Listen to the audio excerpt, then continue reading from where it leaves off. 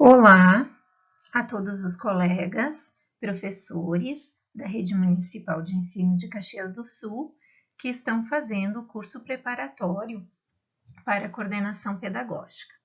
Então, essa é a nossa aula sobre Política Nacional de Educação Especial na Perspectiva Inclusiva e sua implementação na Rede Municipal de Ensino de Caxias do Sul.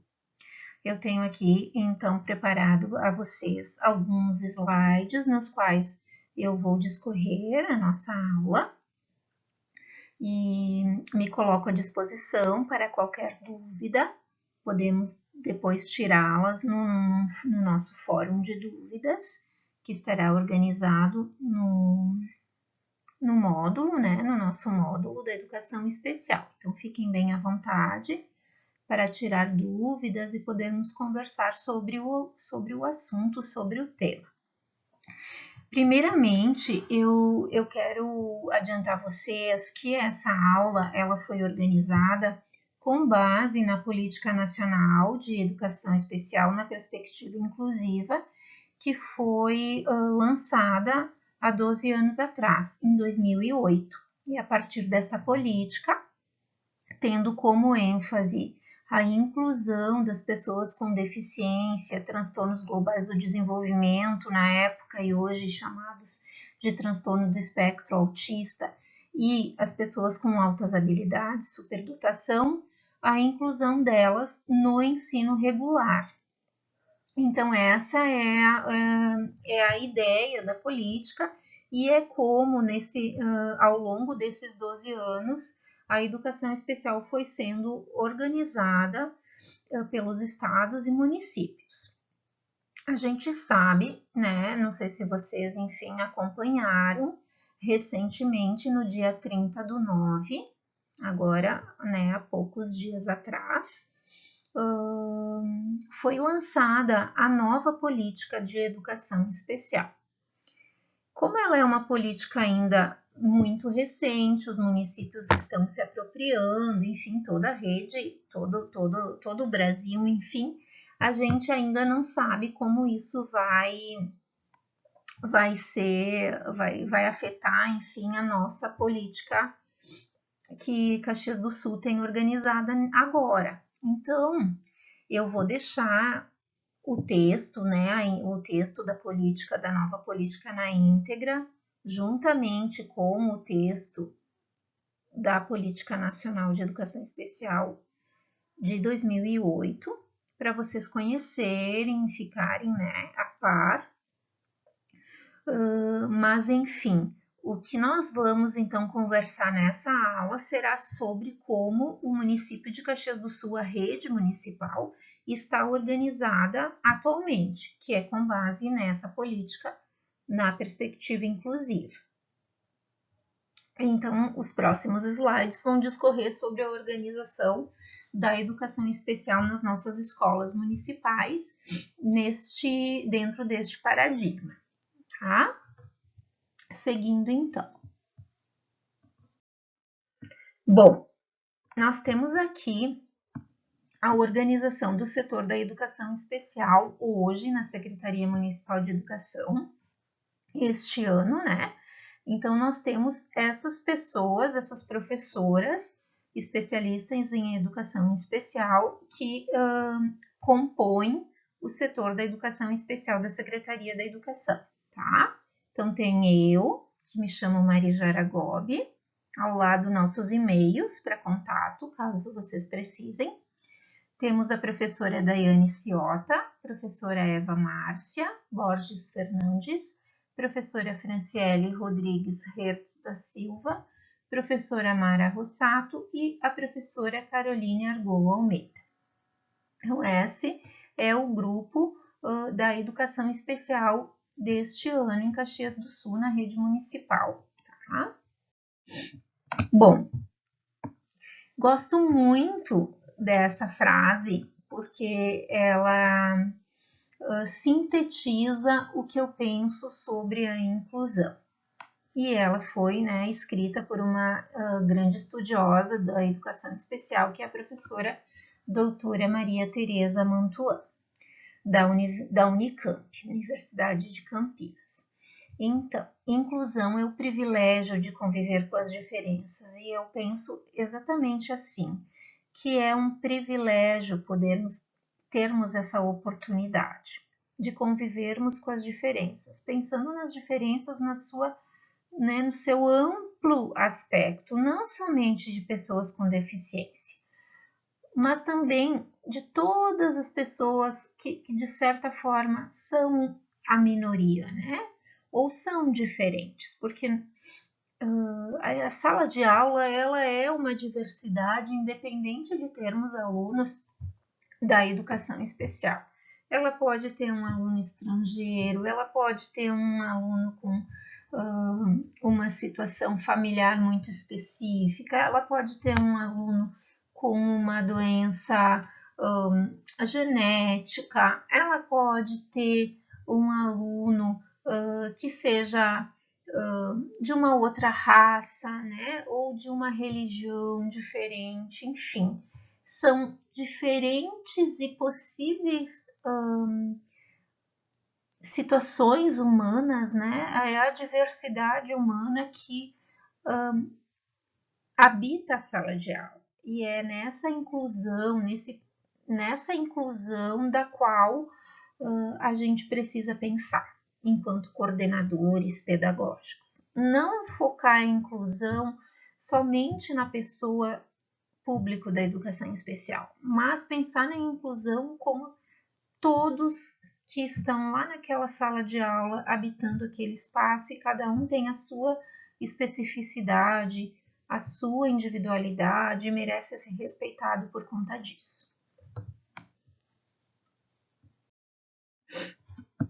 A Maria Tereza coloca aqui um conceito sobre inclusão que também me agrada muito, porque ele não foca somente, né, como eu disse a vocês, as pessoas com deficiência, mas engloba todas as pessoas, todo ser humano, respeitando sua diversidade. Então, para ela, nesse conceito que ela falou numa entrevista para a Nova Escola, ela diz que inclusão é nossa capacidade de entender e reconhecer o outro e, assim, ter o privilégio de conviver e compartilhar com pessoas diferentes de nós. A educação inclusiva acolhe todas as pessoas sem exceção. É para o estudante com deficiência física, para os que têm comprometimento mental, para os superdotados, para todas as minorias e para a criança que é discriminada por qualquer outro motivo. Aqui tem um para mais, né? Me desculpem. Bom, a gente vai fazendo essa aula assim com alguns errinhos e eu vou pedindo desculpa para vocês conforme, né, não acontecer na sua perfeição, tá bom? Essa imagem que foi feita, né, por um professor muito querido também da educação especial, o professor Hugo Otto Bayer. Tem aqui a referência, se vocês quiserem conhecer. Ele tem vários textos e livros referentes à educação especial. Ela visualiza, ela exemplifica de uma forma bem didática o processo histórico da educação especial, desde a exclusão até o paradigma que estamos hoje da inclusão. Tá? Então, aqui para a organização nossa, né, que ele fez, os pontos redondinhos são as pessoas com necessidades especiais, os pontos quadradinhos são as pessoas ditas normais, o círculo grande é o sistema escolar regular e o círculo pequeno é o sistema escolar especial.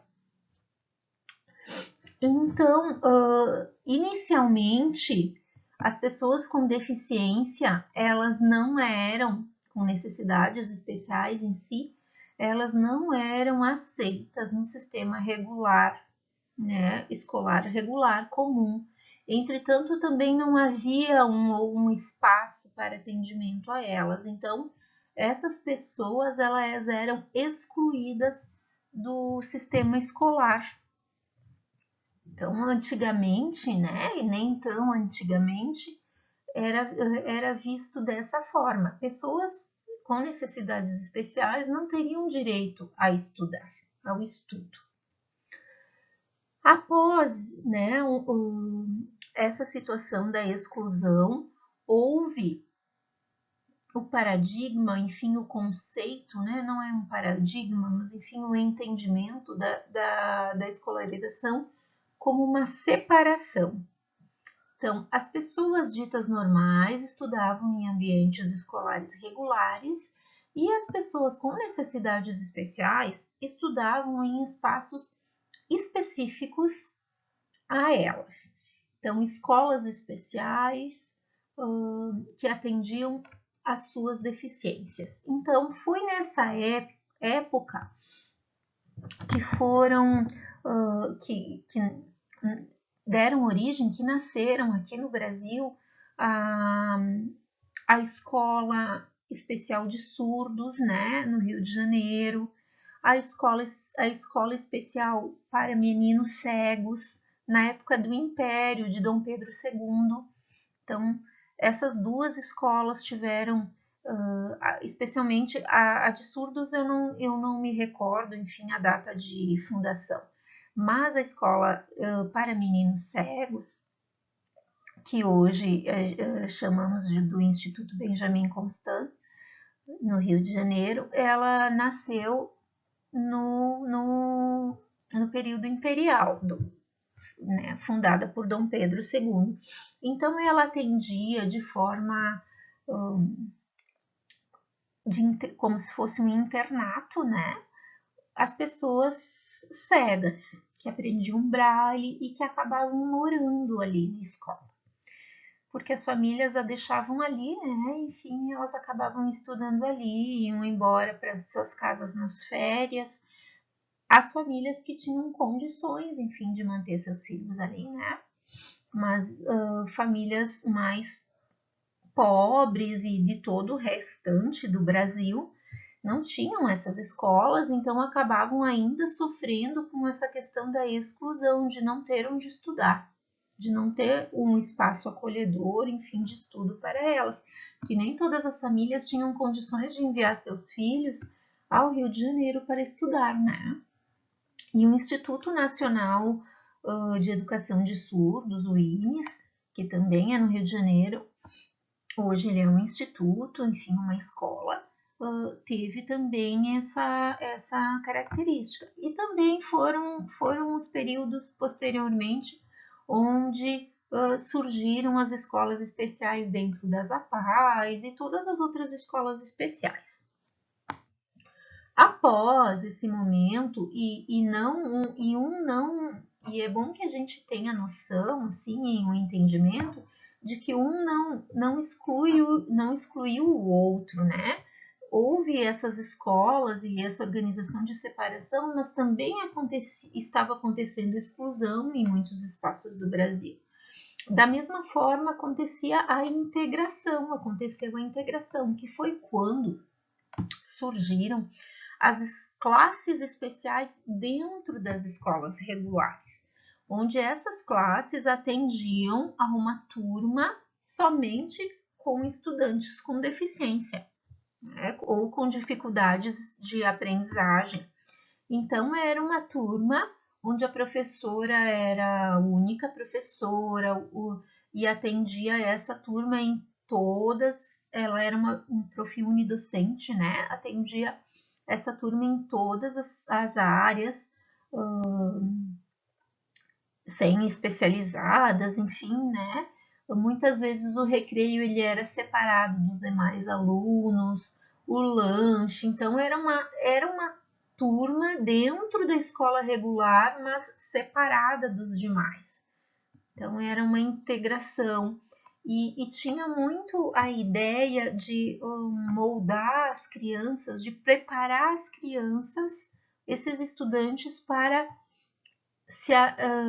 conseguirem acompanhar a sala de aula regular. Então, era uma ideia de que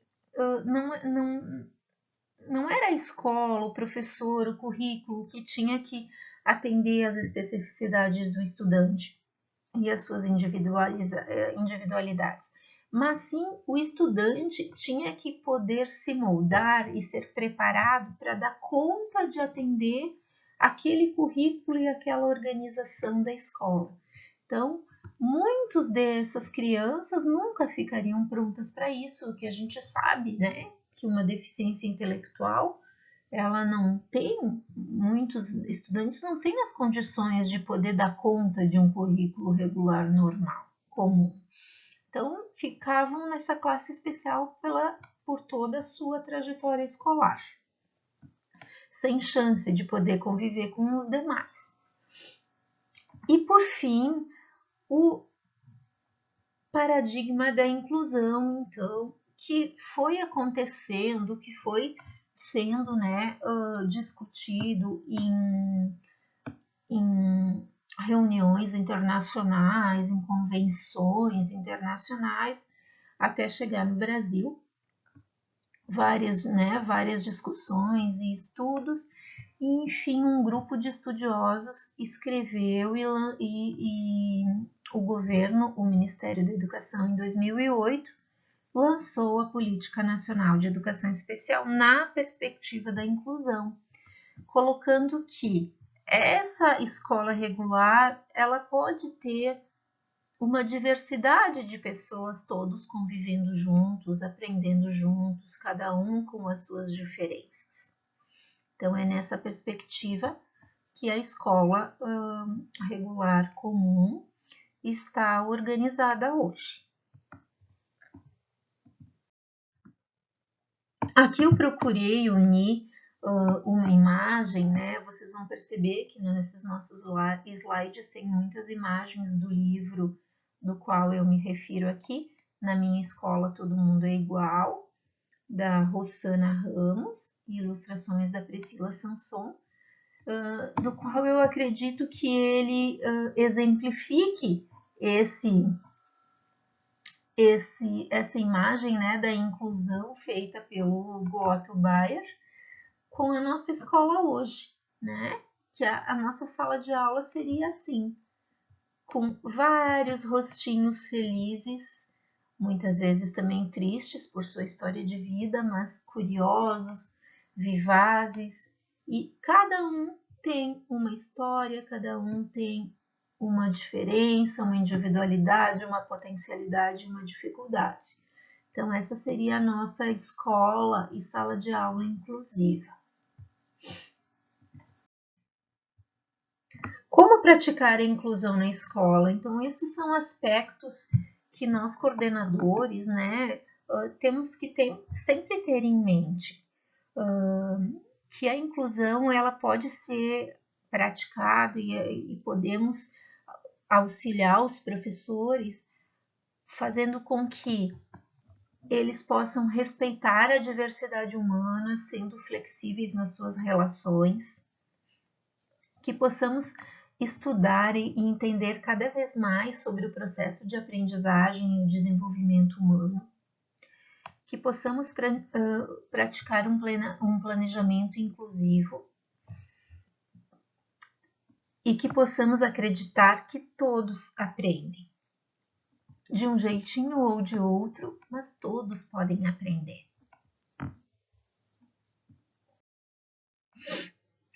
Aqui temos a organização, né, dos nossos documentos referentes à educação especial. Claro que nós temos vários documentos, vários decretos, resoluções, leis que tratam sobre a educação especial, mas aqui coloquei alguns importantes, né, que são orientadores hoje da educação especial, como eu disse, na perspectiva inclusiva, colocando que toda pessoa tem direito à educação.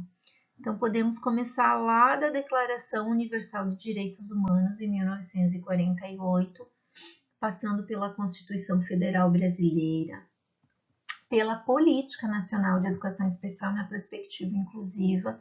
Então, essa eu vou deixar ali no material de estudo para vocês. A Lei Brasileira de Inclusão, também vou deixar no material de estudo. A nossa resolução municipal do Conselho Municipal de Educação de Caxias do Sul, que trata especificamente sobre a educação especial e dá as orientações e diretrizes para nosso sistema de ensino. Também eu vou deixar ela disponível no material de estudo para vocês. É muito importante que vocês, coordenadores, futuros coordenadores, tenham conhecimento sobre essa legislação, sobre a resolução nossa do município, porque é um instrumento que a coordenação utiliza muito. Então, é importante que vocês leiam, se apropriem, conheçam, tirem dúvidas conosco, com as professoras da educação especial das escolas de vocês também. Enfim, é um material importante e uma resolução que precisa estar sempre junto lá na sala da coordenação. E o regimento escolar de vocês, que todas as escolas com certeza refizeram, revisitaram ano passado o seu regimento escolar, e em todos eles terão aspectos que tratam sobre a educação especial, a organização da escola, dentro dessa perspectiva inclusiva, bem como a proposta pedagógica também, né? Então, é outro documento que deve estar sempre junto de vocês, junto com a proposta pedagógica da escola.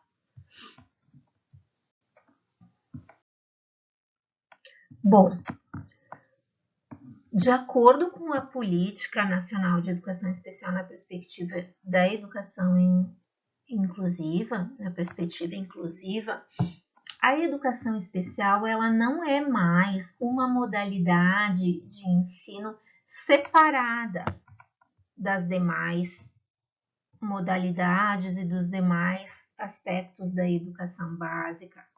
Ela, muito pelo contrário, ela é uma modalidade que vai estar presente desde a educação infantil, passando pelo ensino fundamental, ensino médio e ensino superior. Ela não caminha mais separado desses outros espaços. Ela perpassa. Então, nós teremos estudantes e crianças e jovens e adultos, públicos da educação especial, desde a educação infantil até o ensino superior. Não terão essas pessoas, né, estarão em todos esses espaços, circulando por estes espaços. E é por conta disso que nós temos as políticas de apoio e suporte desde a educação infantil até o ensino superior. Então, depois vocês vão ver, eu vou mostrar para vocês o quadro dos apoios necessários para a educação especial, e eles são de direito de todas as crianças e adultos, desde a educação infantil até o ensino superior. Aqui estão eles. Então, a gente tem aqui a educação especial, essa é a estrutura organizada hoje da educação especial, com base na política da educação especial e de seus decretos e legislações e diretrizes. Então, dentro da educação especial, nós temos o AE, que é o atendimento educacional especializado, que aqui em Caxias do Sul, ele está presente nas 81 escolas. Então, em todas as escolas do município de Caxias do Sul, da rede municipal, o AE está presente se houver estudante matriculado, porque ele é um direito desse estudante, dessa criança, e o município precisa fazer a oferta do serviço do AE, ele é um serviço de apoio. Então, é muito importante que vocês, coordenadores, já vão acostumando a fala de vocês, dizendo que aquele estudante, aquele aluno do terceiro ano, do oitavo ano, da educação infantil, ele não é um aluno do AE, ele é um aluno público da educação especial. O AE, ele é um serviço de apoio, porque pode ser que aquele estudante, que aquela criança, ela não participe do serviço de apoio do AE, mas ela não deixa de ser uma criança, um estudante da educação especial.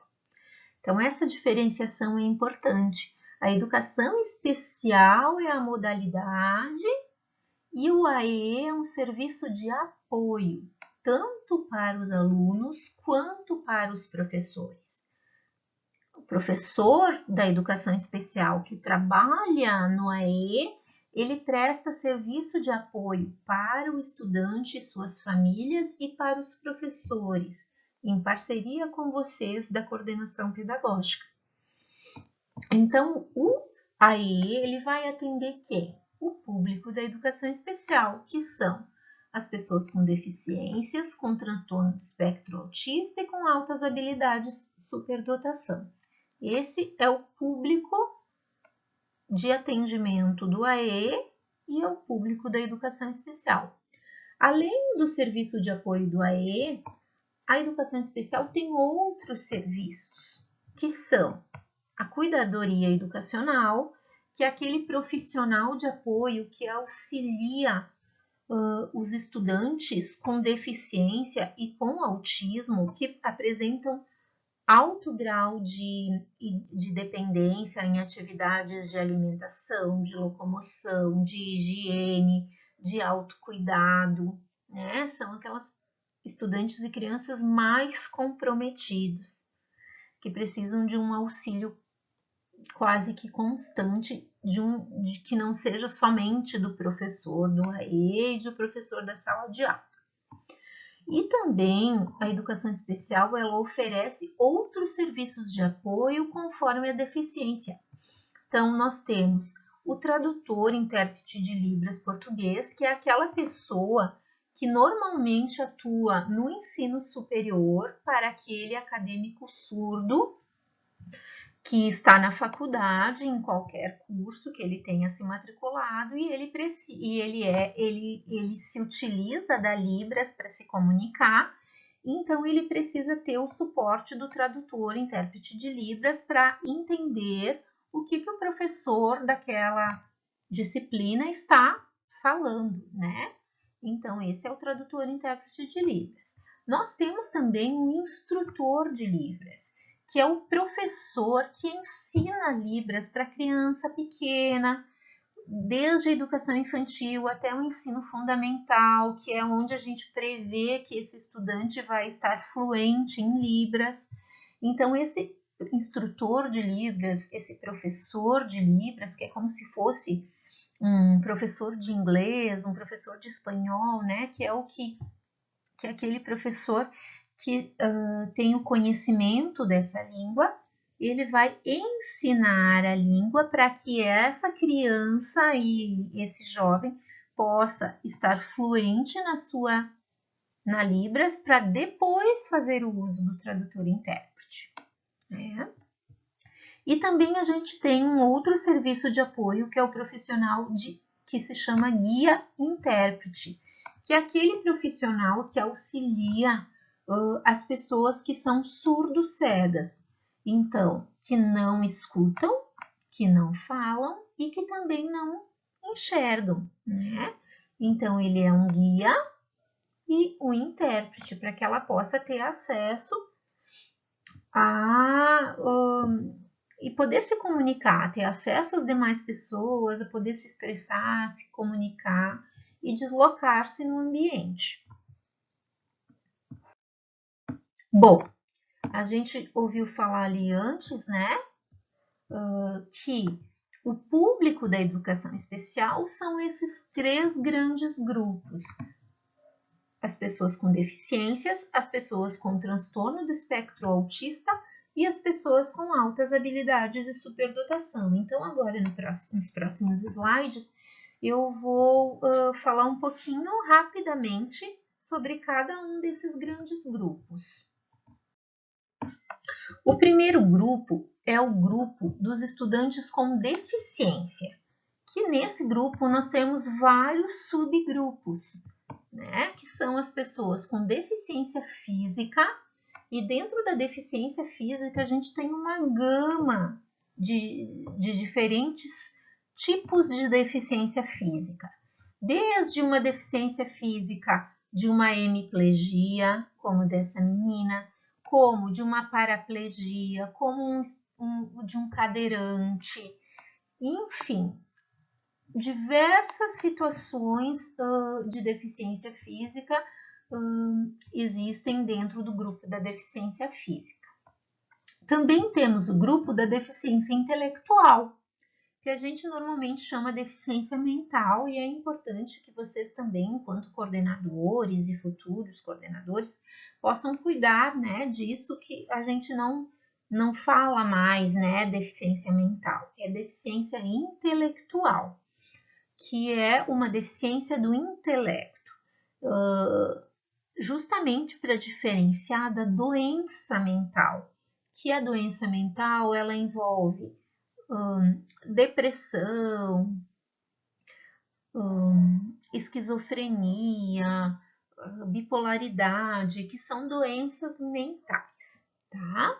Então, a deficiência intelectual, ela é a dificuldade de poder aprender coisas do dia a dia e também acadêmicas, não somente acadêmicas, mas eu não vou entrar nesse mérito agora.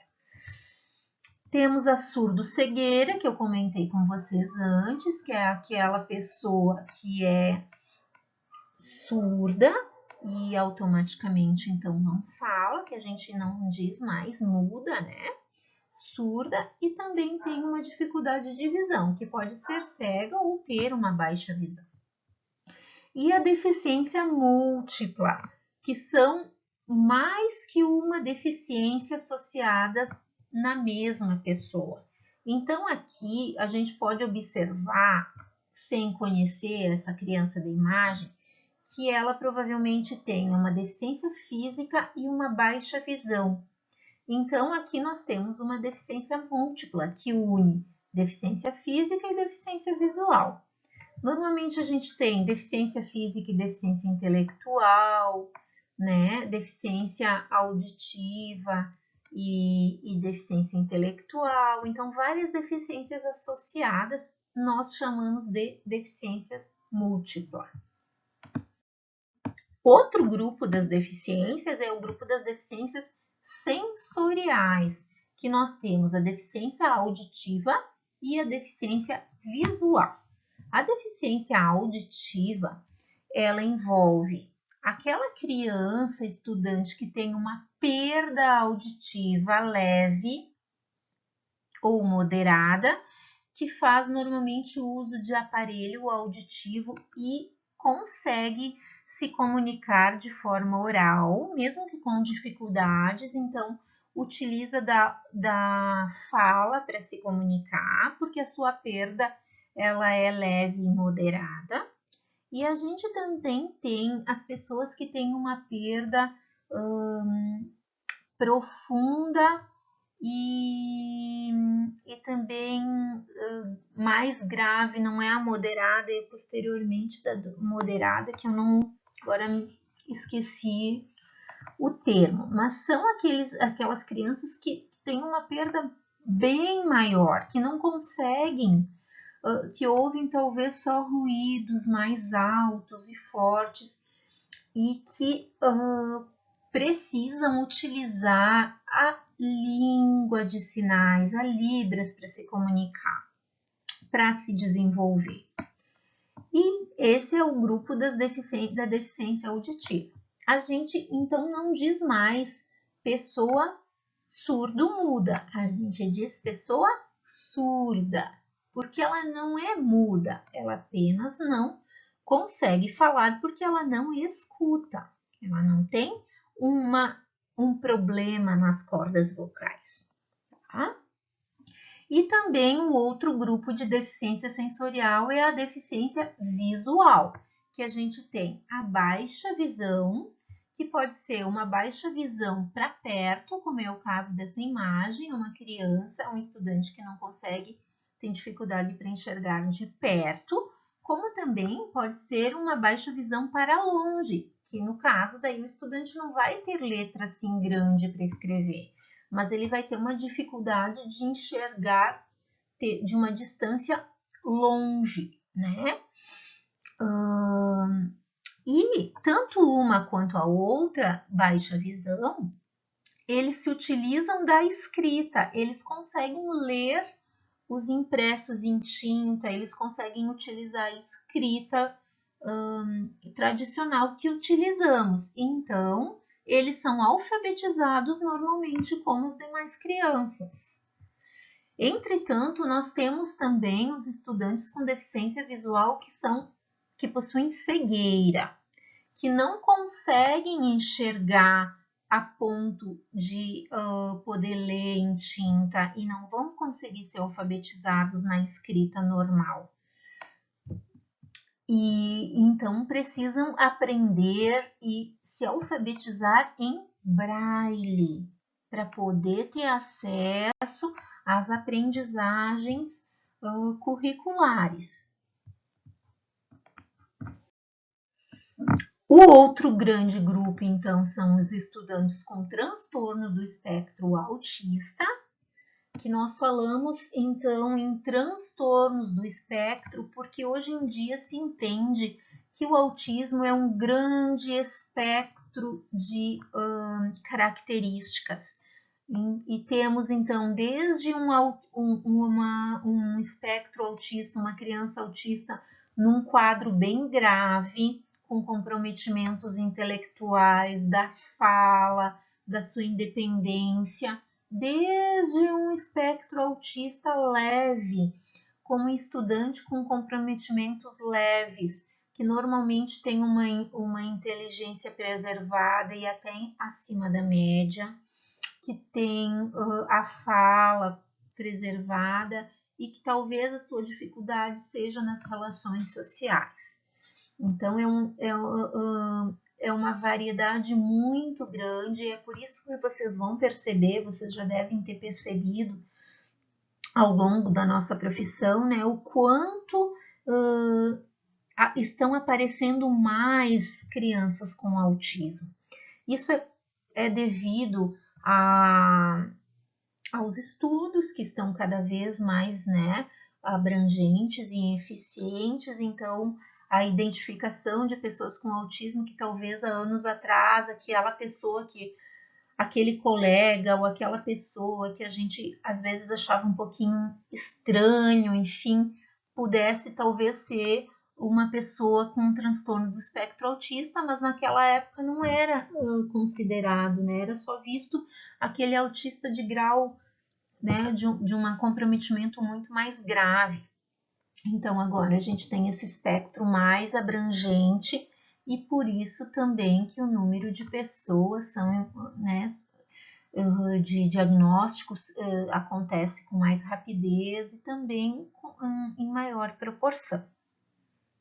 Então, aqui tem, e depois eu vou deixar à disposição para vocês esses slides, se vocês quiserem retomar para olhar e estudar. Tem aqui algumas principais características das pessoas com autismo. Tá? Então, que podem ser combinadas ou podem ser, não precisam, a pessoa não precisa ter todas elas, né? Mas a grande maioria é importante que se tenha para poder ter o diagnóstico, tá? E existem outras características também. Então, normalmente é uma criança que brinca ou usa brinquedos de forma incomum,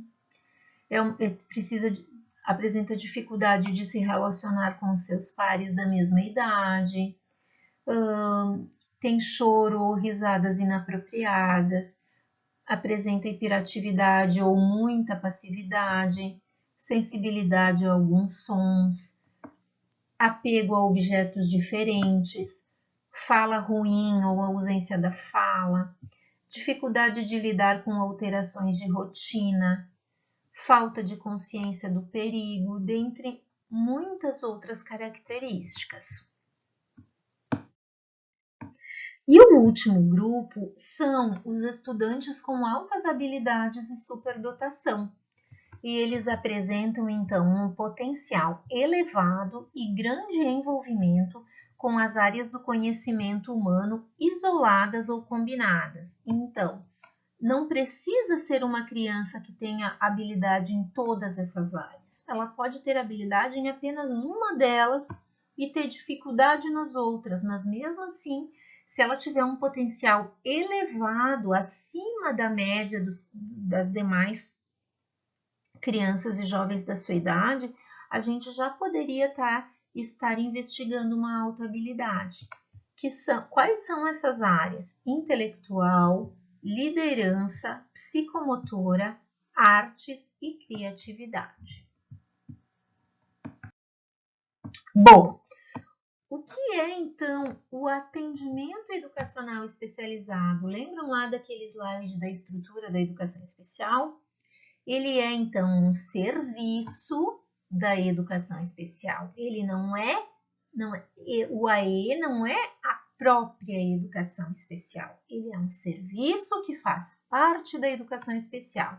E o que ele faz? Ele identifica, elabora e organiza recursos pedagógicos e de acessibilidade que eliminem as barreiras para a plena participação dos alunos, considerando suas necessidades específicas.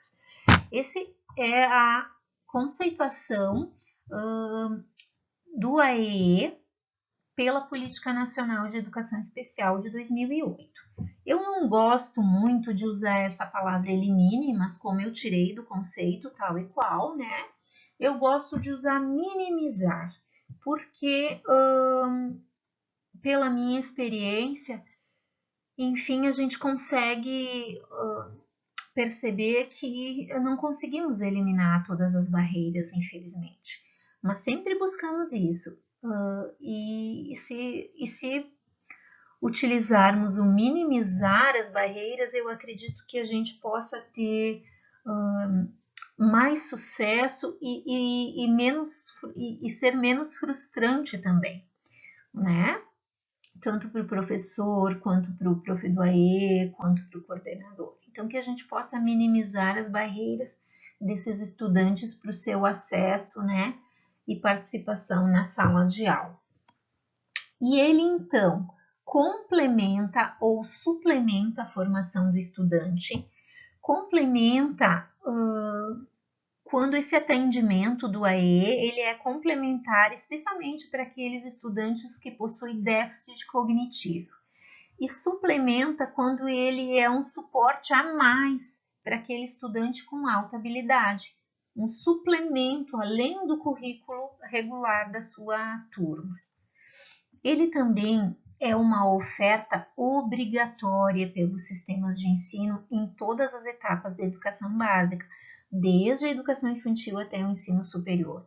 Então, se existe uma pessoa com deficiência em algum desses espaços de educação infantil, ensino fundamental, ensino médio e ensino superior, o AE precisa ser ofertado de forma obrigatória.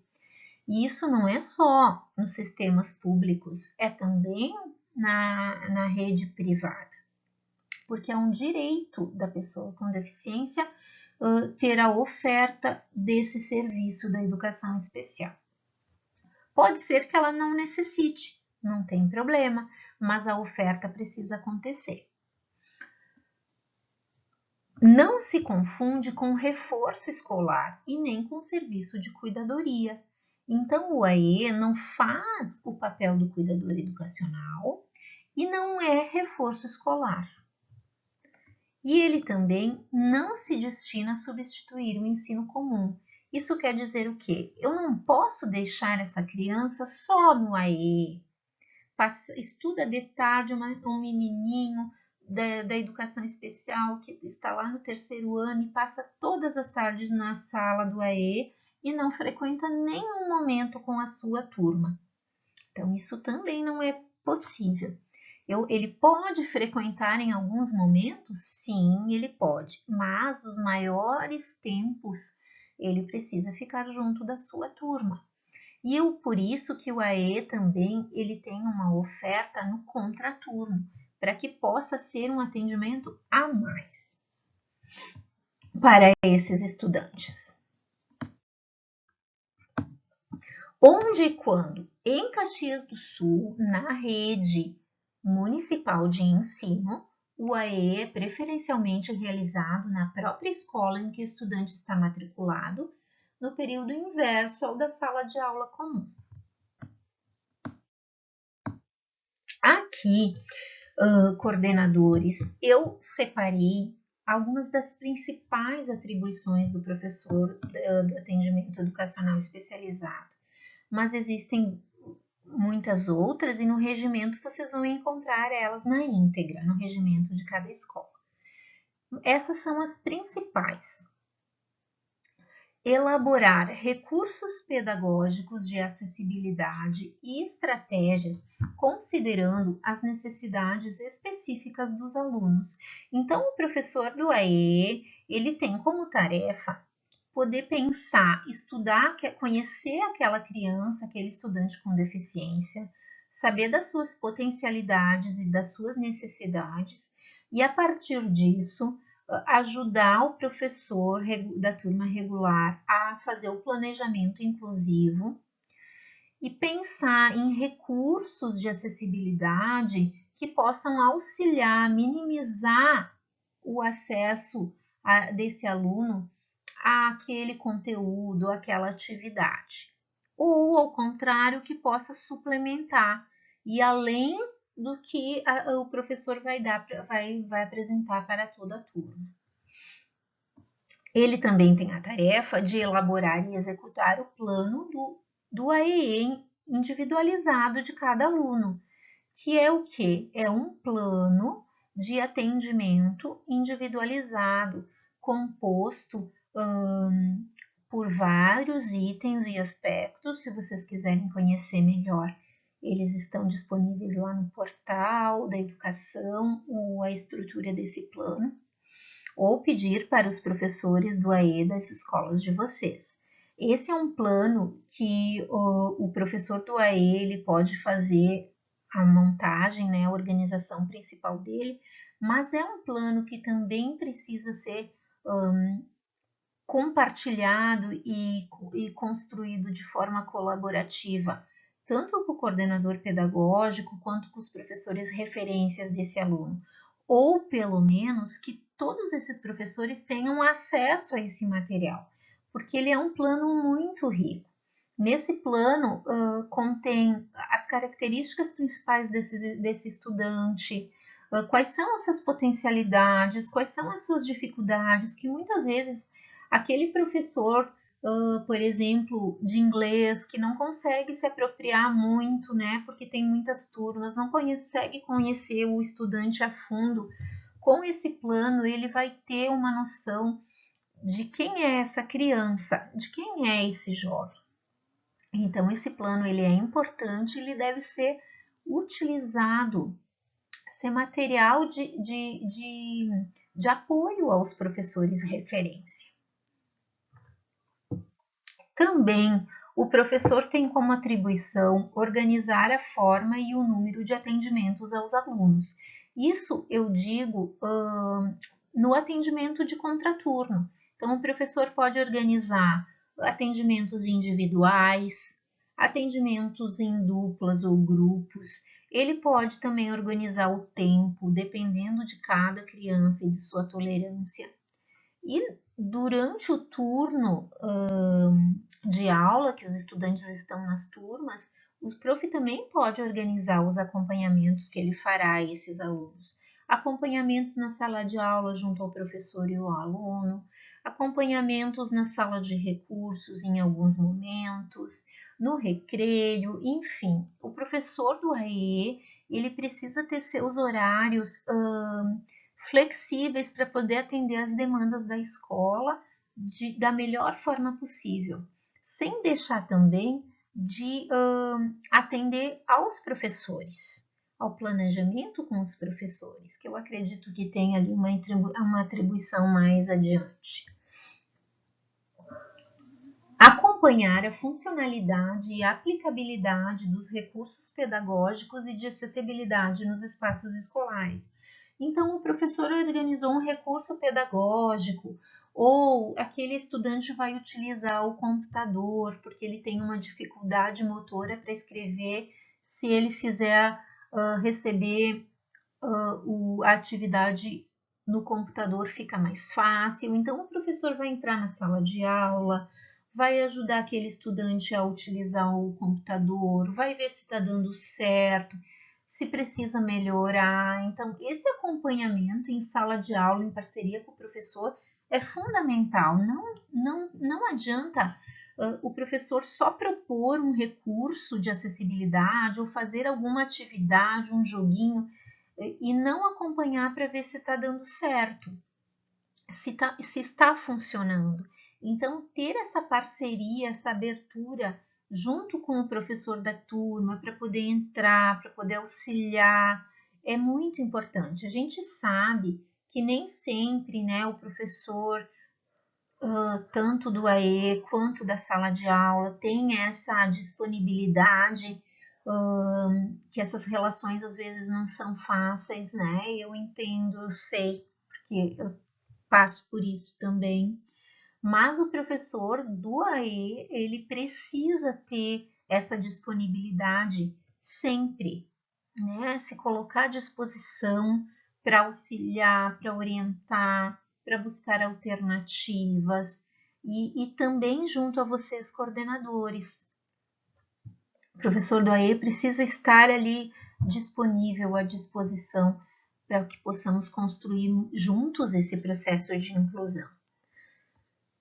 Outra atribuição, estabelecer parcerias com as áreas intersetoriais, então buscar contato com a UBS, com os centros de saúde, com os profissionais que acompanham e atendem esse estudante.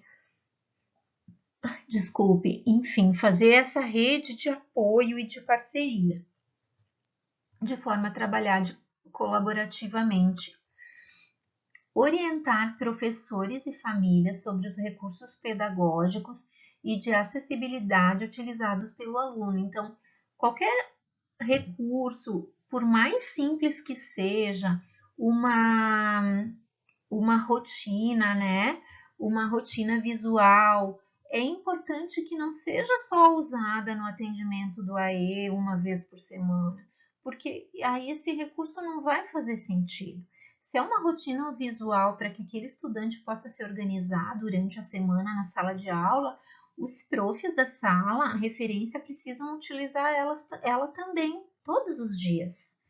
Se é uma rotina visual para auxiliar aquela criança também em casa, com as suas atividades do dia a dia, a família também precisa utilizar. Então, essas orientações o Prof do AE precisa fazer junto às famílias e aos professores, precisa verificar se está funcionando, se precisa de adequações. Do contrário, ela vai nos dar trabalho para fazer, mas não vai ter a sua utilidade, né? Não vai ter o sucesso. E por fim, uma atribuição muito importante, que é a de estabelecer articulação com os professores de sala de aula comum e também com vocês, coordenadores, promovendo a participação nas atividades escolares. Então, assim, para mim essa é uma das habilidades mais importantes, tá, coordenadores? Porque o professor precisa ter essa articulação, precisa ser esse articulador e na escola precisa ser aquele que está sempre presente, né? Na sala dos profs, na coordenação, na sala de aula, no recreio, de forma a ser o propulsor da inclusão, né, para essas crianças e jovens. Eu vejo que, tenho certeza disso, ao longo dessa minha caminhada de Prof do AE, de que não é o atendimento semanal, uma vez por semana no contraturno, que faz a inclusão acontecer. É esse estar no dia a dia, no turno daquela criança, perpassando por todos os espaços, é que faz a inclusão acontecer, ou pelo menos a gente tentar acontecer, né? Então é esse estar circulando sempre à disposição da escola e dos estudantes, das famílias, da equipe diretiva, das coordenações, o professor da educação especial estar ali.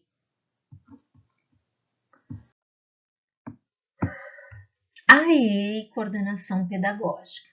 Já devem estar cansados, né? Eu também já estou com a garganta seca, mas é o nosso penúltimo slide. O professor de AE e o coordenador pedagógico devem trabalhar conjuntamente para assegurar o acesso e a participação do estudante público da educação especial nas atividades escolares sempre que possível. Então, essa parceria entre vocês e o professor do AE, ela é fundamental. Vocês têm que estar sempre em contato. Ter um horáriozinho de conversa entre vocês semanal, ótimo. Se isso não for possível, busquem façam um maior esforço para que isso aconteça. Organizem horários para que esse prof do AE possa conversar com os profs referência junto com vocês. Não precisa ser uma conversa semanal se não for possível, mas priorizem os planejamentos junto ao professor do AE e junto entre vocês, o professor e o professor da turma. Quando for de área 1, eu sei que fica mais fácil, né? Na área 2 é mais difícil poder contemplar o professor do AE para todos os profs também, né? Mas na medida do possível, num planejamento do professor por exemplo, na segunda-feira, que é o planejamento com os profs de português e inglês, que uma vez por mês esse prof do AE possa estar junto. Na terça-feira, que é o planejamento junto com o professor de ciências e matemática. Então, busquem alternativas de logística que possam contemplar esse encontro entre todas as partes, de modo a fortalecer o planejamento inclusivo, as orientações do professor do AE junto aos demais professores, tendo vocês como ponte e suporte também. Isso é essencial, primordial, eu diria. E por fim, então, nosso último slide. Em caso de dúvida, é importante lembrarmos que cada situação tem suas especificidades e merece ser vista de forma individual, especialmente quando se refere à educação especial. Porque nós temos sim leis, resoluções, diretrizes que nos dão caminhos, que nos orientam, né, por onde seguir, qual seria a melhor forma.